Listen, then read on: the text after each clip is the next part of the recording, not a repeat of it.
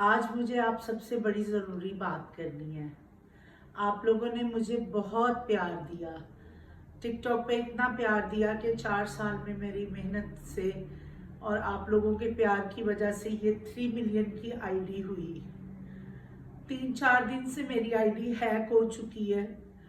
आप सब लोगों से रिक्वेस्ट है कि अपने टिकटॉक ऑफिशियली पे ये रिपोर्ट करें मेरी आईडी हैक हो गई है। और दूसरा, मेरी ये नई आईडी है जिससे मैं वीडियो बना रही हूँ, इसको भी मैंने कुछ अर्सा पहले स्टार्ट कर दिया था ऐसे ही। मैं चाहती हूँ कि जितने लोग मुझसे प्यार करते हैं, मेरा काम पसंद करते हैं, वो प्लीज़ मेरी इस आईडी को फॉलो करें।